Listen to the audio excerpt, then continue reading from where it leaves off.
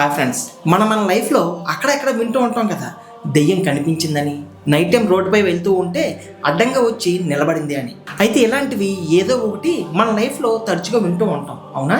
అయితే వీటిని కొంతమంది నమ్ముతారు, కానీ కొంతమంది మాత్రం వీటిని నమ్మరు. అయితే ఇప్పుడు వాటి గురించి ఎందుకు మాట్లాడుతున్నాను అంటారా? ఏమీ లేదు. ఎందుకు అంటే అటువంటి ఒక విషయమే ఈ మధ్యన ఒకటి జరిగింది. ఒక దెయ్యం విమానంలో ప్రయాణిస్తున్న ప్రయాణికులందరినీ కూడా ఒక్కసారిగా కాపాడింది. ఏంటి, నేను చెప్పింది నమ్మటం లేదా? నిజం, మీరు నమ్మాలి. ఎందుకు అంటే ఈ వీడియో చూసిన తర్వాత మీకే అర్థమవుతుంది. కనుక ఈరోజు వీడియో చాలా అంటే చాలా ఇంట్రెస్ట్గా ఉండిపోతుంది. కానీ వీడియోని ఎక్కడ స్కిప్ చేయకుండా పూర్తిగా చూడండి. అలానే ఫస్ట్ టైం కనుక మన వీడియో మేము చూసినట్లయితే వీడియోకి ఒక లైక్ చేసి వెంటనే మన ఛానల్ సబ్స్క్రైబ్ అయిపోండి. అలానే పక్కన బెల్ ఐకాన్ కూడా ఆన్లో పెట్టుకోండి. మరి ఇంకెందుకు ఆలస్యం, let's start your today's episode. ఇక ఇప్పుడు స్టోరీలోకి వెళ్దాం. ఇప్పుడు నేను చెప్పబోయే స్టోరీ పేరు ఫ్లైట్ 401. మీరు నెట్లో కనుక ఒక్కసారి ఫ్లైట్ 401 అని కొట్టి చూస్తే దాని గురించి వచ్చిన వార్తలు మీకు కనిపిస్తాయి. ఈ స్టోరీ వెనుక ఒక కథ ఉంది, ఒక పెద్ద మిస్టరీ దాగి ఉంది. అదేమిటో ఇప్పుడు చూద్దాం. అది ఒక ఈస్టర్న్ ఎయిర్లైన్స్కి సంబంధించిన ఫ్లైట్. దాని నెంబర్ 401. ఈ విమానాన్ని దెయ్యాల విమానం అని కూడా పిలుస్తారు. అది 1972 డిసెంబర్ 29 ఈస్టర్న్ ఎయిర్లైన్స్కి సంబంధించిన ఈ 401 ఫ్లైట్ 160 మంది ప్యాసింజర్లు, 13 మంది క్యూ మెంబర్స్తో న్యూయార్క్ నుంచి ఫ్లోరిడా వైపు బయలుదేరింది. ఈ విమానానికి పైలట్ డాబ్ లాఫ్. అప్పటికే అతడికి విమానం నడపడంలో చాలా ఎక్స్పీరియన్స్ ఉంది. ఇక డాబ్కి కో పైలట్గా ఉన్నది స్టాక్ స్టీల్. అతనికి కూడా బాగానే ఎక్స్పీరియన్స్ ఉంది. వీళ్ళిద్దరితో పాటు ఒక ఫ్లైట్ ఇంజనీర్ కూడా ఈ విమానంలో ఉన్నారు. రాత్రి 9:20 ఈ ఫ్లైట్ మొదలైంది. గాల్లోకి ఎగిరిన తర్వాత ఈ ఫ్లైట్ బాగానే ఉంది. ప్యాసింజర్లు అందరూ కూడా చాలా హ్యాపీగానే ఉన్నారు. అయితే ఒక 2 గంటల పాటు ఆ ప్రయాణం అనేది చాలా సాఫీగా గడిచింది. ఇక కొన్ని నిమిషాల్లోనే ఫ్లోరిడా ఇంటర్నేషనల్ ఎయిర్పోర్ట్లో ల్యాండ్ అవ్వాల్సి ఉంది. దీంతో పైలట్ విమానాన్ని ల్యాండ్ చేయాలని అనుకున్నాడు, కానీ ల్యాండింగ్ గేర్ మాత్రం పనిచేయడం లేదు. పైలట్, కో పైలట్ ఇద్దరు కూడా విమానాన్ని ల్యాండింగ్ చేయాలని చాలా సేపటి నుంచి విశ్వ ప్రయత్నాలు చేస్తున్నారు, కానీ గేర్ మాత్రం పనిచేయడం లేదు. అది ఎందుకు పనిచేయడం లేదో కూడా వారికి అర్థం కాలేదు. గేర్ ఆపరేట్ చేయగానే మూవ్ అవుతుంది, కానీ విమానం ల్యాండ్ అవ్వబోతున్నట్లు వచ్చే ఇండికేటర్ మాత్రం రావటం లేదు. అది వస్తేనే కానీ విమానం ల్యాండ్ అనేది అవ్వదు. ఒకవేళ ఇండికేటర్ రాకుండా విమానం ల్యాండ్ చేస్తే అది బ్లాస్ట్ అయ్యే ప్రమాదం ఉంది. ఇక చేసేదేం లేక పైలట్ ఏటీసీకి అసలు విషయాన్ని ఇన్ఫార్మ్ చేశాడు. అప్పుడు ఏటీసీ 2000 అడుగులు ఎత్తు వరకు విమానాన్ని తీసుకువెళ్ళమని చెప్తుంది. అప్పుడు పైలట్ విమానాన్ని ఏటీసీ చెప్పినట్లు పైకి తీసుకువెళ్తాడు. ఆ పైలట్ కో పైలట్ని విమానాన్ని ఆటో మోడ్లో పెట్టమని చెప్తాడు. ఆ తర్వాత విమానం కొద్దిసేపటి వరకు గాల్లో ఎగురుతూ ఉంటుంది. అదే సమయంలో ఇండికేటర్ ఎందుకు గ్లో అవడం లేదో చెక్ చేస్తారు. అయినా కూడా ఆ ఇండికేటర్ అనేది ఆన్ కాలేదు. మిగిలిన అన్ని సిస్టమ్స్ కూడా సరిగ్గా పనిచేస్తున్నాయో లేదని తెలుసుకునేందుకు మరో బటన్ వాళ్ళు ప్రెస్ చేస్తారు. అన్ని ఇండికేటర్స్ గ్లో అవుతున్నాయి, కానీ ల్యాండింగ్ ఇండికేటర్ మాత్రం పనిచేయటం లేదు. మళ్ళీ ఒకసారి విమానం వెనక భాగానికి వెళ్ళి అన్ని క్లియర్గా ఉపయోగపడుతున్నాయో లేవా, అన్ని పనిచేస్తున్నాయో లేవా అని చెప్పి ఒకసారి చెక్ చేయాలనుకుంటారు. అలానే వాళ్ళు చెక్ చేస్తారు కూడా.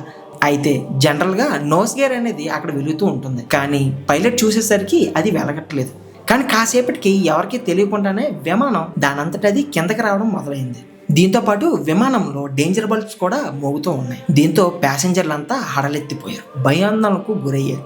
ఏం జరిగిందో వాళ్ళకి అర్థం కాక, ఏం జరుగుతుందో తెలియక టెన్షన్ పడడం మొదలుపెట్టారు. మళ్ళీ కాసేపటికే విమానం పైకి వెళ్ళడం మొదలైంది. అలా కిందకి దిగుతూ ఒక్కసారిగా బ్లాస్ట్ అయింది. ప్లేన్ క్రాస్ అయ్యే టైంకి విమానం స్పీడ్ అకస్మాత్తుగా పెరిగిపోయింది. కళ్ళు తెరిచి చూసేసరికి విమానం నేలపై పడి బ్లాస్ట్ అయింది. విమానం పార్ట్లు కొన్ని కిలోమీటర్ల దూరంలో పడ్డాయంటే అది ఎంత పెద్ద ఫోర్స్గా వచ్చి నేలను ఢీకుందో ఒకసారి మీరే అర్థం చేసుకోవచ్చు. ఈ విమాన ప్రమాదంలో 101 మంది చనిపోయారు. 75 మంది ప్రాణాలతో బతికి బయటపడ్డారు. వీళ్ళలో 67 మంది ప్యాసింజర్లు ఉంటే మిగిలిన వాళ్ళు క్యూ మెంబర్స్. అదేంటి, అది నార్మల్ విమానమే కదా, ఇందులో దయ్యాలు ఎక్కడ వచ్చాయి? ఇదే కదా మీ ఆలోచన కూడా. అయితే దాని గురించి తెలుసుకోవాలంటే ముందుగా మీరు ఫ్లైట్ 318 గురించి తెలుసుకోవాలి. ఈ ఫ్లైట్ కూడా న్యూయార్క్ నుంచి ఫ్లోరిడాకి బయలుదేరింది. ఇందులో 180 మంది ప్యాసింజర్లు ఉన్నారు. టేక్ ఆఫ్ అయిన తర్వాత కాసేపటికి విమానం సాఫీగా ప్రయాణిస్తుంది. కానీ కొద్దిసేపటికి విమానం యొక్క ఎయిర్ హోస్టెస్ విమానం చివర ఉన్న కిచెన్లోకి వెళ్ళి ఓవెన్ దగ్గర చేయి పెడుతుంది. అప్పుడు ఆమె ఒక్కసారిగా భయానికి గురవుతుంది. తన ముందుకు కనిపిస్తున్న దృశ్యాన్ని చూసి ఒక్కసారిగా ఉలిక్కి పడుతుంది.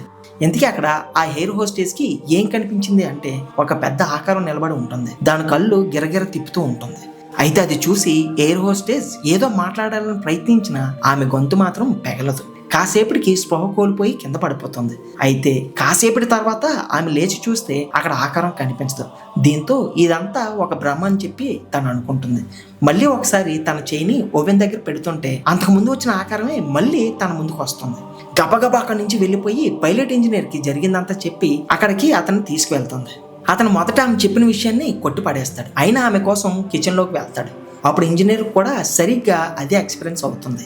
ఆ ఆకారం అప్పుడు ఏం చెప్పిందంటే, మీరంతా జాగ్రత్తగా ఉండండి, కాసేపట్లో ఫ్లైట్కు మంటలు అంటుకోబోతున్నాయి. దీన్ని కూడా ఇంజనీర్ మొదట నమ్మడు. విమానంలో ఉన్న అందరికీ త్వరగా విమానాన్ని ల్యాండ్ చేయమనండి, లేదంటే బ్లాస్ట్ అయిపోతుందని చెప్పి అందరికీ వినిపించేలా ఆకారం గట్టిగా చెప్తుంది. అప్పుడు ఆ ఇంజనీర్ ఈ ఆకారాన్ని ఎక్కడో చూశానని చెప్పి ఆలోచిస్తూ ఉండిపోతాడు. కాసేపటికి అతనికి గుర్తు వస్తుంది. ఆ ఆకారం ఫ్లైట్ 401 ప్రమాదంలో చనిపోయిన పైలట్ డాబ్లాస్ దాన్ని పైలట్గా అతన్ని గుర్తుపడతాడు. ఆ తర్వాత వీళ్ళిద్దరూ ఆ విషయాన్ని పైలట్కి చెప్తారు, కానీ ఎవరు దాన్ని నమ్మరు. కానీ కాసేపటికి విమానం మెక్సికోకి వచ్చేసరికి ఇంజిన్లో ఏదో ప్రాబ్లం వస్తుంది. దీంతో ఆ విమానాన్ని మళ్ళీ న్యూయార్క్ వైపు తిప్పడం జరుగుతుంది. కాసేపటికి విమానం యొక్క లెఫ్ట్ సైడ్ రెక్కలో అకస్మాత్తుగా అగ్గి అంటుకుంటుంది. ఈ సంఘటన చూసి ఒక్కసారిగా ఫ్లైట్ ఇంజనీర్, ఎయిర్ హోస్ట్ ఒక్కసారిగా షాక్ అవుతారు. ఎందుకు అంటే ఆకారం చెప్పినట్లుగానే సేమ్ ఇక్కడ జరిగిందని. సరే, ఎలా అయితేనే వెంటనే విమానాన్ని అకస్మాత్తుగా ల్యాండ్ చేసే ప్రక్రియను మొదలుపెట్టారు. అందుకే ఫ్లైట్ 401 ఫ్లైట్కి గోస్ట్ ఫ్లైట్ అని కూడా పేరు వచ్చింది. ఇప్పుడు అర్థమైందా, దెయ్యం రూపంలో ఉన్న 401 పైలట్ ఆ సమయంలో కనుక అక్కడ కానీ లేనట్లయితే 318 ఫ్లైట్ కూడా ఎంతో ప్రాణ నష్టాన్ని కలిగించేది. వీటితో పాటు ఇంకా కొన్ని ఇంట్రెస్టింగ్ విషయాలు కూడా ఉన్నాయి. అవి ఏమిటంటే, ఫ్లైట్ 401 ప్రమాదానికి గురైన తర్వాత అక్కడ దొరికిన కొన్ని మంచి మంచి విమాన పార్ట్స్ని తీసుకొచ్చి ఫ్లైట్ 318 విమానం తయారీలో కూడా వాడారట. అందుకే ఈ రెండు ఫ్లైట్లకు కనెక్షన్ ఏర్పడింది. అంతేకాకుండా ఫ్లైట్ 401కి సంబంధించిన కొన్ని పార్ట్స్ ఆ తర్వాత విమానంలో వాడిన ఆ విమానంలో ఏదో తెలియని వాయిస్ విమానాలకు అలర్ట్ చేస్తూ ఉండేదంట. అయితే ఈ విమానాన్ని కొంతమంది నిజమని నమ్మితే మరికొందరు కొట్టుపడేస్తున్నారు. ఏదేదైతేమి మొత్తానికి ఒక కనిపించిన ఒక రూపం 180 మంది ప్రాణాలను కాపాడిందనమాట. సో మై డియర్ ఫ్రెండ్స్, చూస్తారు కదా ఈరోజు మన వీడియో. చూసిన తర్వాత మీకేమనిపించింది అనేది ఖచ్చితంగా మర్చిపోకుండా కింద కామెంట్లో తెలియజేయండి. అలానే ఎప్పటివరకు మన ఛానల్ని సబ్స్క్రైబ్ చేసుకున్నట్లయితే ఇప్పుడు మన ఛానల్ సబ్స్క్రైబ్ చేసుకొని పక్కన బెల్ ఐకాన్ కూడా ఆన్లో పెట్టుకోండి. నెక్స్ట్ వీడియోలో మళ్ళీ కలుద్దాం. Thanks for watching.